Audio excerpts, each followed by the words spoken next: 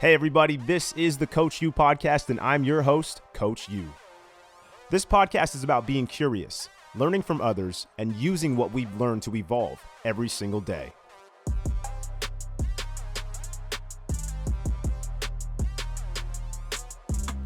What's up everybody? Welcome to the Coach U podcast. Today's episode, we are talking to Seamus Sullivan. What you can expect from this episode is a conversation about optimal health and exactly what it is. So Seamus has a lot of certifications, he's very intelligent, and he understands the science of what goes into training. So we talk about what the benefits are from tracking your data to understanding what's important and what's not so important. If you have an Oura Ring, if you have a Garmin, if you have an Apple Watch, whatever you use, these are things that are going to give you ideas, and we want to learn how to use them and how we can best utilize them. We're also going to cover things like what are biomarkers, why do we do blood panels, VO2 max. We've heard it a lot. It's a hot term. What does it mean to you and how can you improve it? Why are these numbers so important for us to understand for our own health and also for our future family and their health? Overall, what I hope you get from this episode is that you can do something to push the needle forward to help yourself out. Health is really big. It's a vast topic, especially when it comes to training and going to the gym and getting your right diet and all of these things that you have to think about when it comes to training. But in all reality, we make things way more complex than they need to be. We need to simplify this and we need to find what works for you. So whatever it is to push that needle forward just a little bit at a time, because it's not going to all happen overnight. Even for trainers who are experienced, I've had my own bouts of it. I've gone through it for months, almost a year at times. Injuries can come into play. Depression comes into play. These are real life things that we don't think about and need to be talked about, especially when it comes to training and understanding your body, your process, and where you are and where you're trying to get to. So make sure you're walking away with one thing that you can focus on to help push the needle forward, to help you live a healthier, longer, and funner, yes, I said funner, life. If you want to hear more conversations like this, get video tips, exercise movements, and other things that are going to help you explore different realms of health and wellness, make sure to hit that subscribe button. All right, everybody, here's my conversation with Seamus Sullivan. And Seamus, thank you so much for joining us, man. Thank you so much. Honored, and thank you for the privilege of having me on the podcast today. Let's dive in to learn about who you are. Yeah. And then I want to know what you do, where you work, and the clientele and the population you work with. Yeah, I appreciate the platform to spread the message of what I wanted to do. I'm a performance health coach. My background's in exercise science, multiple nutrition certifications, and strength and conditioning coach, CSCS, and I am also board certified in health and wellness. Truly, my mission on this planet is to serve people in their health and wellness and optimize their health. Right now, my day-to-day work, I work and run the flagship of the Cenegenics Beverly Hills. We work in longevity, health span, lifespan, brain span, all these things, optimizing all those. Outside of my work, I still do some online performance and nutrition coaching as well. Give free content out in terms of my own podcast called The Macro Perspective, which you've been an esteemed guest on, where me and my co-host, shout out to Marcos, talk about health and wellness topics, have amazing guests on such as yourself, bringing in nuance perspective the rest of the population is pretty privy to, and we want to keep that conversation moving forward. Part of my conversation today is bringing more awareness on some of the things that we want to talk about and giving nuance to it, examples, and helping move whoever listens here today make a decision about their health to get a little bit better. Love it, man. Definitely check out the podcast after this episode. You guys like what you listen to here. You're going to love what you guys hear on their podcast as well. So check it out after we finish up our episode here. Tell me what you guys do at Cenegenics over the span of a time with a client, from they walk in and then what's the plan for them ongoing? That's a great question. Cenegenics is overall encompassing precision medicine plan, executive wellness plan. If you think about it, an extensive amount of diagnostic data on them from their labs. Before they even come in, we look at their labs. We look at data from their brain health. We utilize EEG testing on their brain. So I get to look at brains all the time. You have, for you, performance metrics around power, vertical jump, things like this that correlate to longevity and health span, grip strength, balance, exercise, VO2. We look at DEXA scans. We look at a bunch of things that are correlative to overall looking at their health span and lifespan.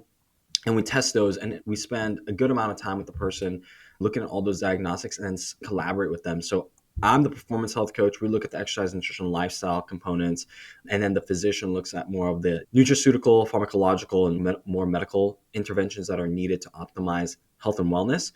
And we spend a lot of time with our patients as opposed to your basic healthcare system right now. You spend 8 to 15 minutes with the doc and they're like, hey, you got this, take this pill and leave. Yep. I was talking with some prospective patients today, and what makes you guys a lot different and what we love about it is we went through all the testing, the labs, the genetics, and we were able to pinpoint things from our lifestyle and exhaust the lifestyle, the exercise and nutrition, as opposed to doing a drug deal with the physician and walking out of that hospital going, what, can I take these for the rest of my life?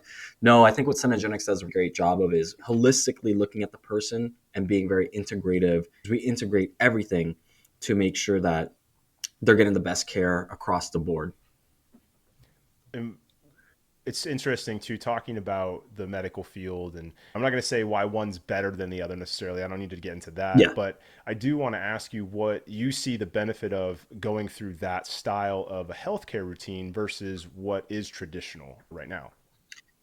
That's a really great question. What we look at, a lot of folks think about is lifespan, and that's how long you live. What Cenegenics' motto is age gracefully. We're not necessarily those folks that are, hey, let's live to forever. What we want you to do is we want you to age gracefully. So let's just say you get to 100 years old. When you get to 100, how does that 100 years old look? Do you have your physical components? Do you have your health span? Do you have your brain span? Can you get to that 100 years and have all the physical things you'd like, still the autonomy you're looking for, and have your wits about you?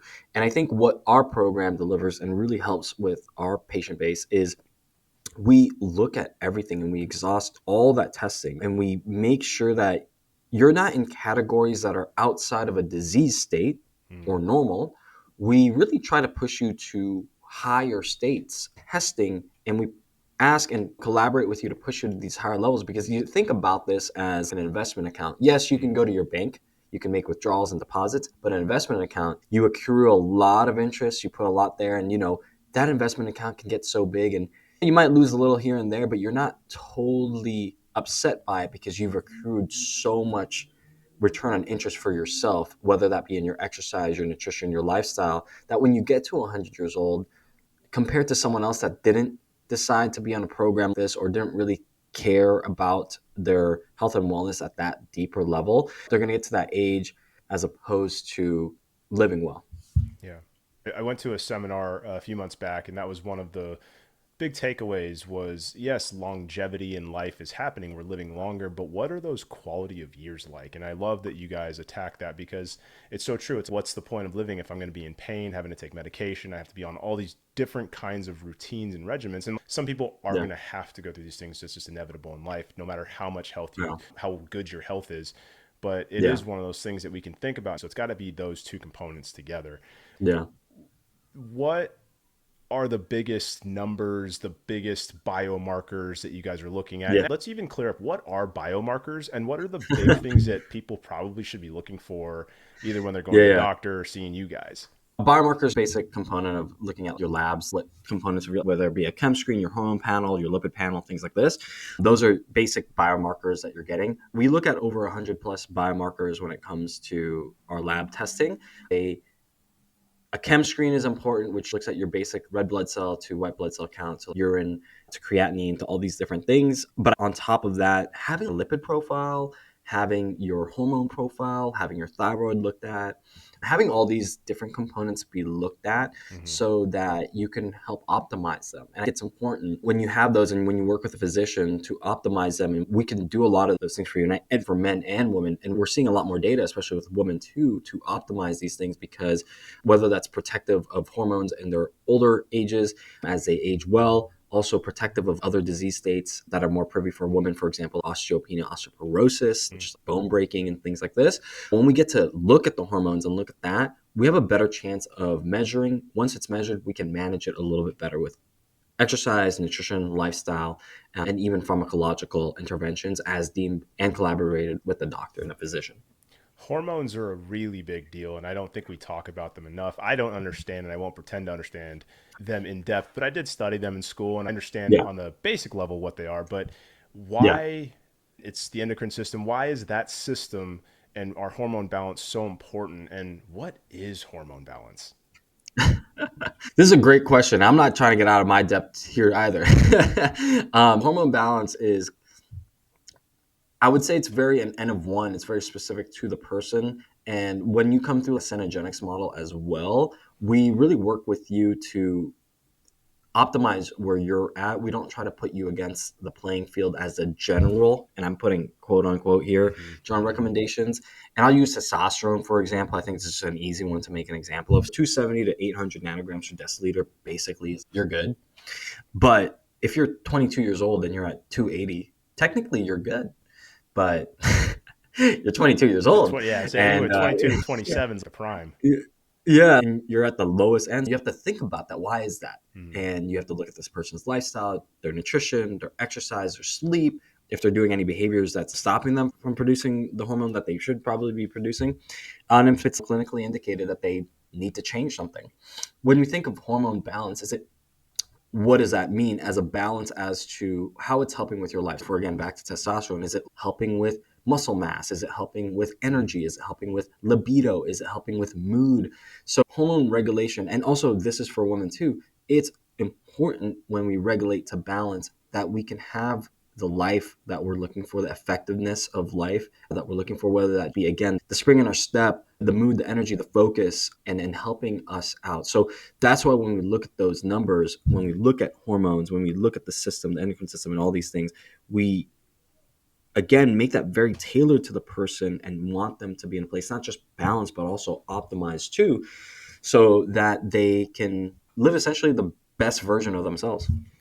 Yeah, and I think that's at the basis of helping clients. What would you say in working with all the patients, clients, patients, whoever you call them, what is the common factor? What do you see the most when it comes to the shift that they see? Is it, hey, I saw these numbers and I really need to improve them? Is it, Yeah. hey, I really wanted to lose 5 pounds and this is helping me do it? Like, where Yeah. do you see the shift happen and that kind of things start to click and they're like, this makes sense. I can make these changes. Honestly, it's a combination of a bunch of things. I think when you're coming to an age group that Cenegenics really serves well is probably in that 40 plus category, 55 plus category, men and women. These men and women are looking for all of that, right? They're not looking for, hey, I want my weight to be in a certain place. I don't want to be dealing with pain as much as I'm dealing with, whether it be from inflammation or injuries. From what hearing from them in exhaustive coaching sessions, when they get to that age, everything is turned on. They feel everything. They wake up the next day, they're feeling how that sleep messed them up, their back, their neck, as opposed to years before. And their energy is off and they're so sensitive to it now. Or they ate something and I used to eat this thing and now it's really messing with me. All these components are really turning on and they're so sensitive to it. And at that age, they are so faced with the consequences of our human frailty. What have you seen being the most important thing for older adults? Because the pain's going to be there. You are growing older, as you said. Phase. I love that because there's different phases of training as well, right? I'm not training Yeah. the same way now that I was training when I was playing college football. It's not the same, nor is my body. I find the other things that I really love to do, and I also still obviously strength train. But what have you seen in that older clientele to be the thing that makes them go, wow, I see how this is helping me now? Or whether it be cardiovascular work, whether it be doing more strength training work, more flexibility work, how is that formulated? Have you seen that shape up? When you think of training and you think of these phases and all these things, the biggest things I've really seen that have categorically been exponentially some of the most amazing things, and I'll go into them, is muscle mass and VO2 max. And to break that down, that's your cardiovascular efficiency, how well you utilize oxygen. But let me start with muscle mass first. We utilize something called the DEXA scan, dual X-ray imaging. We scan you.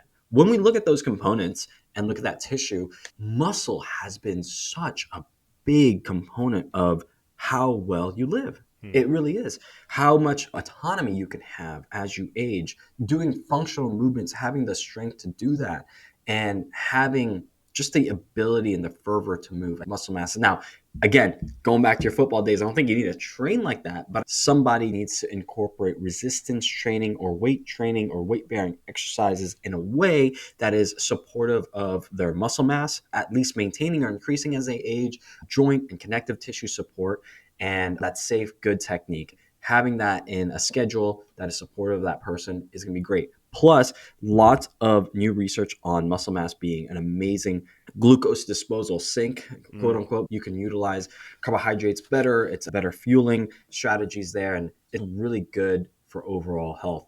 So muscle mass there, as we age standpoint, not only are we thinking about weight bearing exercise, how can we move in space? You move back and forth and you dodge and you zigged and you zagged and all that. But in the sport of life, we still have moments like that. And weight bearing exercises, if you incorporate some of these functional things, what I'm thinking of is most injuries don't happen because you went to go for a run. What happened was you had to break, and that's where you get hurt.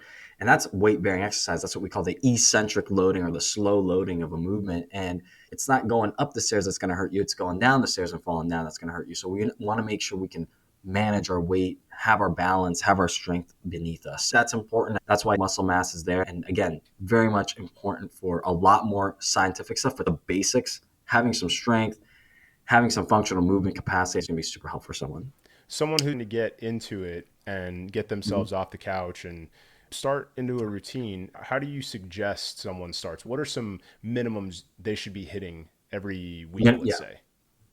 Honestly, it depends on the person. It really does. First and foremost, you can have the right answer, but if they're not going to come get it, they're not going to do it. Yeah, so you got to find something that they're willing to at least enjoy, work with. And I always say work with someone like Coach Yu here, who's a professional that can check out your form and really be there and coach you through sessions and help you out.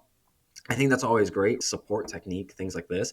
But on a minimum, there's some science that says minimum effective dose, minimum effective volume training, the landmarks, a few sets per week. I think it was like between 7 and 20 sets or something like that on muscles, like compound movements. You're getting everything stimulated and you're done. And if I was looking at a full training program that was within 30 to 45 minutes, 2 to 3 days of resistance training, if it were full body, you get everything. You're out of the gym, or you're out of your home gym, or in and out of your little home gym center. That's the commitment. That's not really asking for much.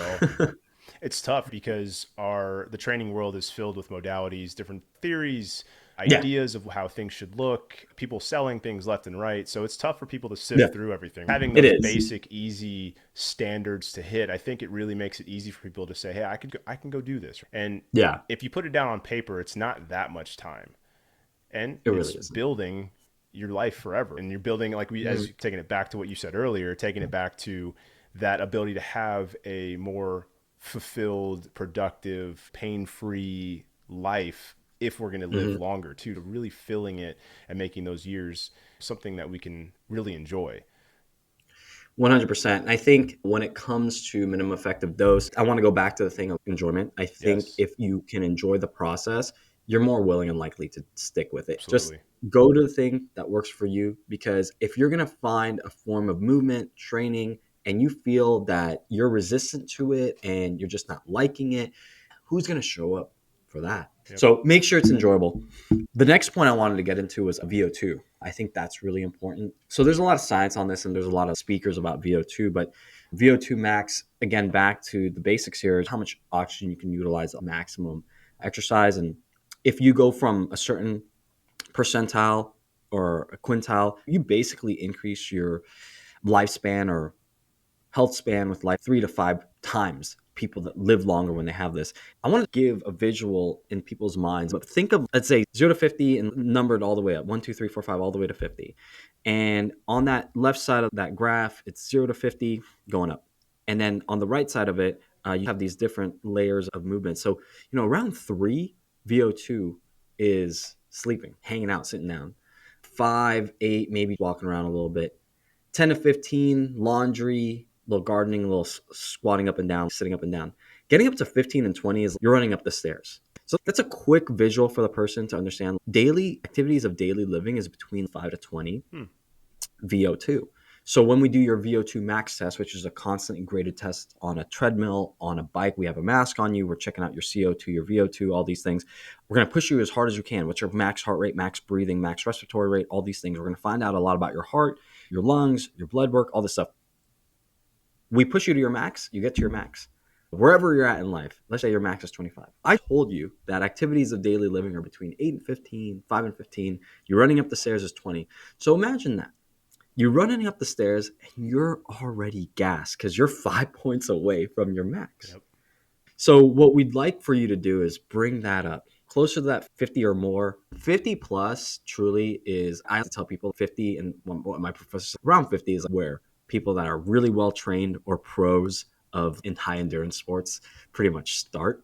Yeah. What we like to tell people is, look, if you can get your cardiovascular system up, we're doing a really good job. We're going to move you into a percentile or a quintile of living. You can live longer and live better, and you have more energy to you. Doing daily activities of living aren't going to fatigue you so much. Going up the stairs, doing some laundry aren't going to fatigue you as much. This is what it means day to day. This is where you live in this zone day to day. And if your max is pretty close to that zone, you're tapping out. But if your max is double, triple that, you've got so much to do in your day to day activities. And something as simple as adding more walks and maybe at a higher pace walk. It doesn't have to be a run or Yeah. a jog necessarily. You can go on an incline, a small Mm-hmm. incline treadmill, even if you got some hills wherever you live. It Yeah. doesn't have to be that big, but elevating that heart rate up a little bit. What are some tactics that you use with your clients? Yeah. I'm going to put a little caveat there too. There's been some new studies talking about only half the population gets the stress from what we call zone 2 or brisk cardio, which is if you were to go for a jog or a run for an hour, you can talk, but it's uncomfortable to talk, but you can hold the pace for an hour or something like that. Only about half the amount of people get a stressed or VO2 adaptation from that. I definitely recommend zone 2 on top of some higher intensity thresholds. What you said, increasing that heart rate, trying to get it to that heart rate max, right? A quick calculation is 220 minus your age, or you could look at your Apple Watch or Fitbit or something like that, and whatever your max has been, it knows you a little bit better than me. But you do that a few sessions per week. You have high intensity interval sessions. There's been a few that's been popularized in Norwegian 4x4, which is 4 minutes on, 4 minutes recovery. The way we do it here at Cenegenics is we bring you to your max heart rate, and then you get to that max heart rate, and then you hold it for 20 seconds. So you hit the max Whew, heart rate. You don't touch it. that You is hold it. brutal. That's That is brutal. brutal. People, 20 seconds might sound quick to a lot of people, but at your max heart rate, you have to think about every little piece of energy you can hold on to for 20 Yeah, seconds. That's crazy. You 20 guys are seconds. mean. Then we bring you down, and then you rest about 90 seconds or back to your heart rate recovery zone. And then you bring it back up to that max heart rate. You touch the max heart rate, then you hold it.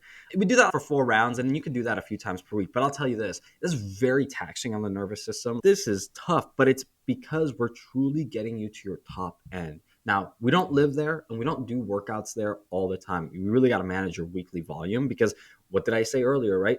You have to also I would say the best, though, my recommendations personally is I don't like to do those high intensity interval stuff with impact type of training, sprint work or running, because I want you to focus on getting your heart rate up and repetitive. Some of the best ways, I personally like the air bike, the assault bike or Love the that. elliptical, It's the because best. inefficient, both the upper and the lower body. The heart is just pumping away. I like that. I like the rower. I like the skier. Non-impact stuff because you could put your phone down, look at a heart rate monitor, and lock in as best as you can, as Yeah. opposed to rolling an ankle or something.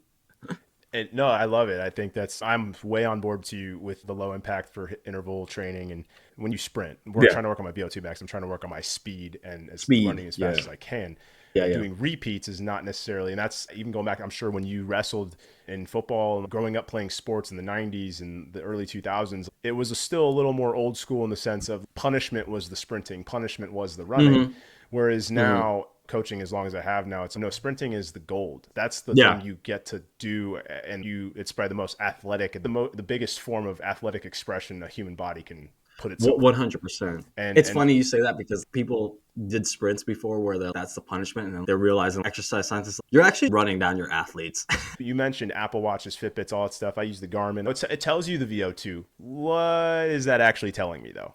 I think they're getting a little bit better with the VO2, but I still see about it up to over 8% error rate with that, meaning up or down. Let's say I get someone on here and they got a 50, Right.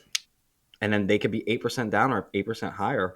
I have a lot of runners that I work with and a lot of people I work with. And I do want to let you know that the VO2 that I do is a slightly variation. We do it on a bike because it's safer, more repeatable, Right. as opposed to a maximal VO2 on the treadmill. Most people we're working with are not conditioned to run their No. maximal run. So we do it on a bike, almost a 20% differentiator, but it's a good proxy. I think the technology is great. I think it gives you a number to look at. So what I tell people is this is how I look at it. We're going to do your VO2 today. Whatever your VO2 on your Garmin says or your Apple Watch says, we'll also take that as well. And then all we want it to do is from this test on, we want it to trend up. So we want to make sure that you're training is making sure that guy is also trending up too, because most likely it'll trend up on hours. And we test that and we've seen that too. So people will go through our protocols for 3 months, 6 months, and then it goes up slightly. Also remember too, VO2, part of VO2 is there's a calculation. Part of it is your weight. So if you drop your body fat, for example, and you did the same test right now, you drop 10 pounds of body fat right now, your VO2 got better because part of that is divided by your weight.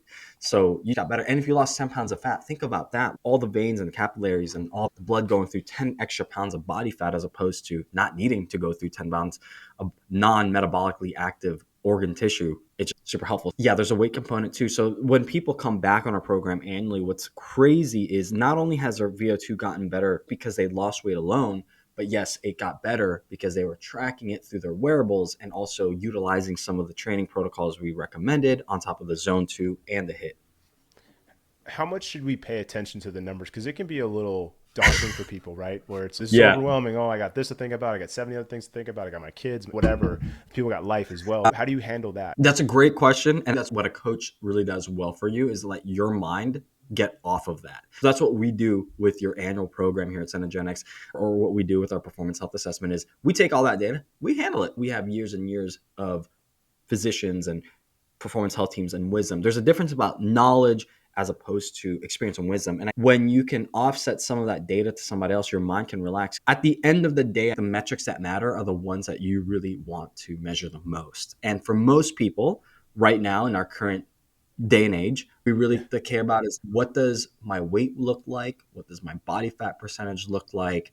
How good is my cardio? What's my sleep look like? Maybe a few metrics, and try not to get lost in it too much and be emotionally involved in it too much. It's a data point. You know what I'm saying? Because a lot of the folks I deal with, if they want to lose weight, they're so identified with that weight that it's frustrating for them to even say that with a grain of salt, to say, hey, let us help you make some decisions. We'll handle the data. But if you were to look at data, it's really the ones you need to measure the most. And most people that I work with, it's likely around their weight, body fat, maybe around some food metrics, calories, maybe around some sleep.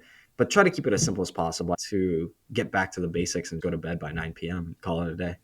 Man, that if that's not the best plan, just to get to bed by 9 p.m., that sounds fantastic. It's funny when you're a kid, you fight it, and then you get older, you're like, dude, I need it. So I get it, man. As a health practitioner and someone who also lives a healthy lifestyle, an active lifestyle, you partake in many different events, partaking in the High Rocks. Have you run marathons too, or am I going crazy? I've run one, and Okay. I'm running a half 1 week from this recording. Oh, so you do that. You are active. What are Yeah. some of the principles that you live by? The data is great, but learning to listen to yourself more and knowing when to pull back and knowing when to push and knowing that takes wisdom though. You will need some data at first. You really do. For example, I was talking about the absence of, you do need to learn how to track your weights and sets. You do need to learn how to track your runs. You do need to learn how to track your macros, your calories, because that level of trackability at some point will help you create a level of clarity in yourself that you'll be okay, I know what this looks like day in day out, so that when things get on and off of the plan, I know how to zig and zag. But you have to earn that. And I've had to earn that right through 20 plus years of trials and tribulations, from being an athlete in wrestling to collegiate wrestling to now being more of an endurance athlete and a weekend warrior type. And what I learned through all that was I sometimes didn't listen to the numbers and was too gun-ho and wanted to get after it, always wanted to PR and all this.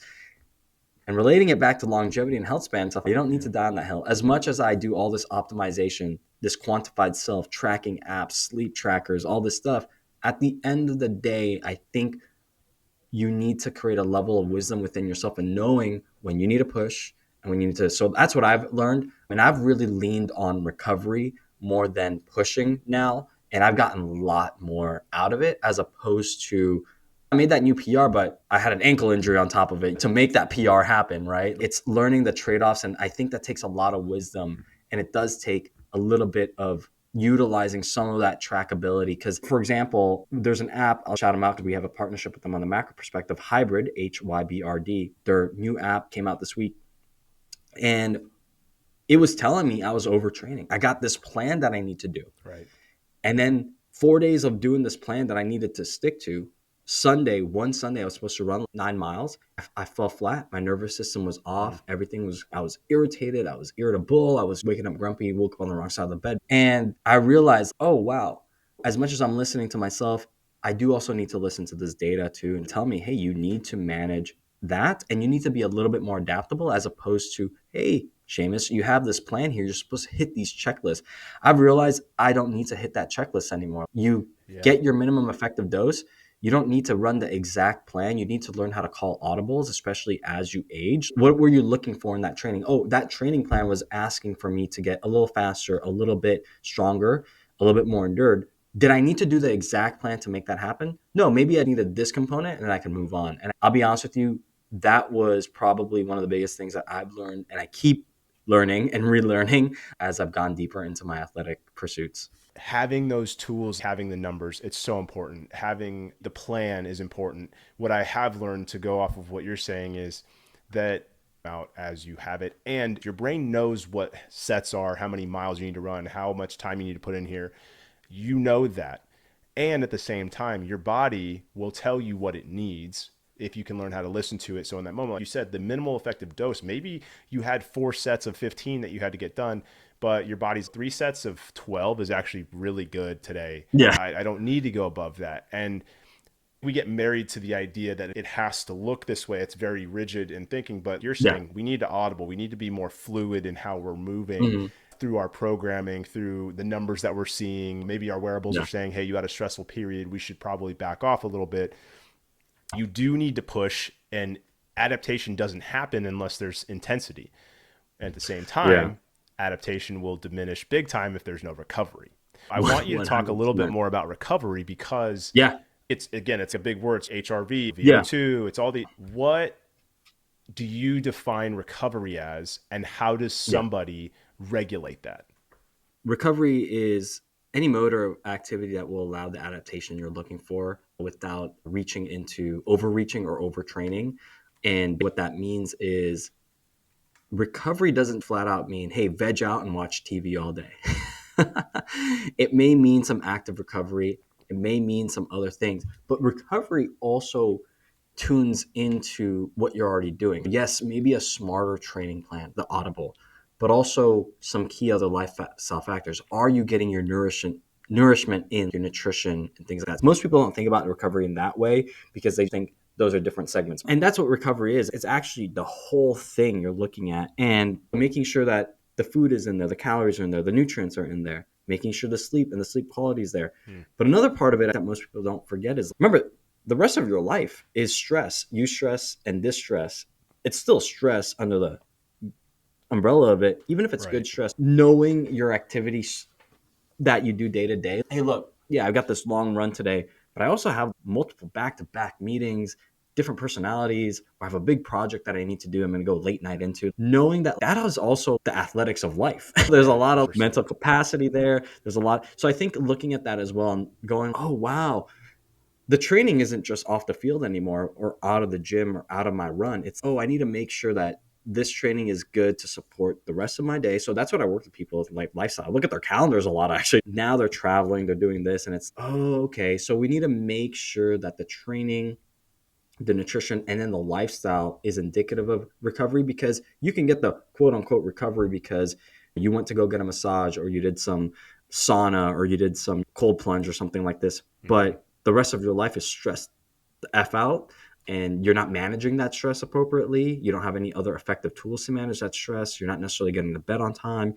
You're not doing these things. So I think recovery is a big nebulous term. And also at the same time, it is nebulous in that it's overcompensating your whole life, not just workout, not workout, Right. foam roll, not foam roll, stretch, not stretch. It's the whole thing. And I think you have to look at it bigger time spans. I love that. No, I love that answer, because it is vast. And I think it's, again, it's everything else, with weight loss, with muscle gain, with improving your VO2. Very simple. It's very Yeah. simple. And I think you said keeping it simple and keeping it basic is going to help you get to that whatever next level you want to. Something you also said about recovery that I loved is you need to be active. And I don't think you necessarily need to be going and jogging all the time or getting on a bike and riding 10 miles, but I think you have to find your recovery levels and Yeah. getting blood. To me, it's just blood flow. Blood flow is like That's what I think. the Yeah. best thing you can do for recovery. Yeah, there's multiple ways, modalities of recovery, whether it be passive or active. On this active chart, is it self myofascial release, or is it a walk, or is it a easy zone 2, or is it this other thing? Or passive is massage, infrared, active, passive, and it's a matter of playing with all of those. And some of those recovery things are more peripheral nervous system as opposed to central nervous system, right? Central nervous system might be meditation. You're trying to calm yourself down innerly. Mm-hmm. But a peripheral nervous system is like someone massaging you. You're getting some soft tissue stuff. The peripheral stuff is getting there, and that might calm you down too. So I think it's a combination of that. I don't know what the perfect ratio is, and I wouldn't know because it's going to be different for everyone. For me this week, I need a lot of body work, my ankles, my calves. I'm getting into this race next week. I need to be fresh. My nervous system is not as fried centrally because my workload's been good. Everything's been okay. I've been going to sleep on time, but things like that. That's just a quick example of it. No, I love it because I think people think it's one thing. It's one specific plan that you follow. This is how you recover. This, you said, a cold plunge or a sauna or a meditation, or I got to stretch, I got to foam roll. It's all of these things are absolutely tools that you can use. It's how do you use them? When do you use them? At what level are you using them? It can be confusing, even for me as a trainer. And I know you're busy. We're all busy, right? We all have a lot of things that we have going on. So managing the ability to be able to take a step back and say, hey, I need to give myself a little bit of love here. I do want to talk a little bit about HRV because it is a hot term, if you will. My watch tells me where I'm at. I still don't know what it means. So please enlighten us a little bit on HRV and why do we care about it? So first off, I'm no HRV expert as well. Some data scientists and exercise scientists have written about this, and I've read everything I could get my hands on it. I believe HRV was primarily studied with astronauts in Russia and America 50 years ago, but I was trying to get into the sports performance space because we were trying to correlate recovery as well, and heart rate variability. That's what it is in milliseconds in between each heartbeat. What the quickness on that was, and a higher HRV correlated with a higher vagal tone, meaning, hey, you better adaptation, better recoverability. And then what I've read too and heard as well is it's actually just like your day-to-day, your week-to-week average for yourself. You don't necessarily need to max out your HRV. It's more like, where does it respond to as opposed to your baseline? Did it go high? Did it go low? So if it's low, are you under recovered? Are you under training? Or if it's high, it's like, you're good. You can go today. You can do some hard stuff. And there's a lot of wearables on that talk about watches. Whoop is probably the big one. Oura is probably a big one. From my understanding too, from these big exercise science folks, that is actually just a derivative of a different algorithmic proprietary thing as opposed to a true HRV, because a true HRV, you need a heart rate monitor to really check that on the day-to-day. Sounds more convenient, sounds more realistic as opposed to waking up and trying to figure out my pulse and my blood pressure and all this stuff.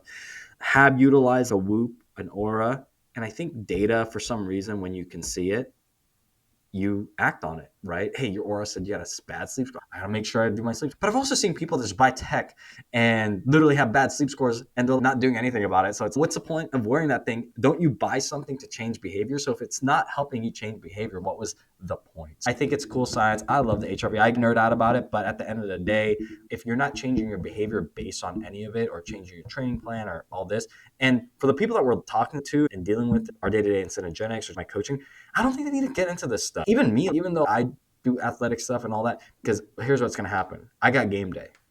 I'm still going to show up game day, whether I know my HRV or not. Yep.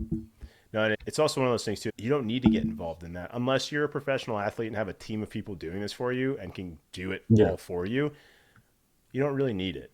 Do you have a tip for people on how to maybe not necessarily track that, but to check in? What are some things that they can do to check in with themselves? What are things that you do? Maybe you help your clients because you also coach clients online. So what are some things and tactics that you have them, hey, let's keep you on pace. I know you're not necessarily hitting the numbers that you want to, but you are moving the needle forward. So that's a really good question. I'll say, first off, a quick check-in. I think a body scan is great. Middle of the day, end of the day, body scanning. We use this technique when we're coaching. Before we start, just check in. Where in the body are you feeling some tension? Where do you usually feel tension? Do you feel any pain, discomfort? And check in and be like, I wonder what's going on there. And then breathe through that and go, okay, let's try to ease some of this tension if that can be dealt with. The other thing, working with clients and stuff like that, when you're talking about there about progress and stuff like that, another thing I have to talk about with people is how many more ways can you win? Being in this space of fitness and nutrition coaching online and being in the fitness field for a long time, and even being in the medical field, a lot of it's around weight. Yeah. That's America's issue, Yeah. weight. And I tell people there's so many different ways to win. And we could talk about not your weight. How about your energy today? How about how your clothes fit, or how about your sleep? And that's why a little bit of tracking is cool, because you can be, yeah, I know your weight didn't move, but look at your body fat percentage. It went down and your muscle mass went up. So that's called a recomposition, right? Or, hey, yes, your weight didn't move, but look at how well you tracked your food this week. Oh, yeah, the weight didn't move, but look at how much sleep did you got this week. Like, when was the last time you? So I try to find ways to remind the person in front of me, look at all these different ways you're winning, as opposed to where you were before creating these mindful behavioral changes. Yeah, stack the W's, man. Stack the W's little by little. I think it builds such inner confidence, and Yeah. it gives people that peace of mind knowing, hey, I am doing something, even if it's not the specific thing that's the key word that we're all looking at, but it is very true, because it does build up people's confidence to say, yeah, I'm Yeah. doing this, right? I accomplished Yeah. something. And I think that, to me, is what you're saying. It's, hey, you pay attention to the things that are improving, and if something is slipping, we'll pay more attention to that, but Yeah. give yourself some credit. I think people Yeah. don't do that enough. Yeah. And with this, I think the biggest thing that helped me move into this field more, and I love coaching people, I love coaching them on nutrition, but the reason I got higher education, want to do more, was at the end of the day, I think we're helping people shift their identity into becoming who they want to become. And sometimes people don't necessarily need to learn more things. Maybe there's some education part of it. That's great. We are educators at the same time. That's why we're doing this podcast. But part of it too is reminding them, look at all this W's you're stacking. Look at all this stuff you're stacking. I think what happens with people's identity, especially if they are a certain weight, for example, or at a certain disadvantage or advantage in wherever they're at in life, they identify with it so much. They believe that they are this so much that they don't allow themselves to move another way, or they have this goal and that goal is the thing. So let's go back to the weight.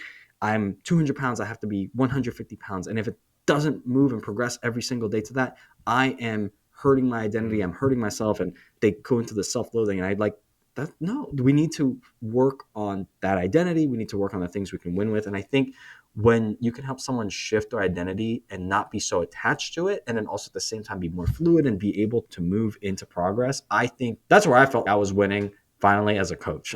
I love that. That was one of the last things I wanted to talk to you about too, is why you coach, what you get out of it. And I love that you're helping people find that other piece of themselves, because I think we tend to, we lose it in life when the world's telling you what you should be doing, or the world's telling you how things need to be done. Hey, be you, baby. Yeah. That's it. Be yourself. Go out there every day and try to improve yourself. Seamus, I know you got to go, man. You're full of valuable information. We've always had good conversations about this. I want to make sure you get your shout outs. The Macro Podcast. We got Seamus Sullivan, who's also a coach, and then at Cenegenics. So go on ahead and plug yourself. Thank you so much again. The field is growing every single day. What I love about it, for those that are listening, if you really need support with longevity health span, Cenegenics is where we're at. Beverly Hills flagship, I run that, but we're worldwide. So if you're in a major metropolitan city, New York, Miami, wherever it is, hit us up. We'll be there. If you are in need of support of online coaching, you're like, hey, I need to transform something within myself, whether that be weight or athletic performance, I'm there as well. Athletic coaching online. You can hit me up on Instagram, Seamus Matthew Sullivan. We'll link it here. And then lastly, look, if you don't even want to sign up, you just want to vibe out and hang out, Marcos and I also have content, over 150 plus episodes. We're a top 15% podcast as well, which I really appreciate, being able to give people good, nuanced, explorative conversation about health and wellness and have amazing guests on. So you can find us there too. And you can listen to those things and check us out at the Macro Perspective. We're on all platforms. Coach, you, appreciate you. That's right. Be you guys. I appreciate you. Thanks so much for the time, man. Appreciate you, Seamus. We'll talk soon, man.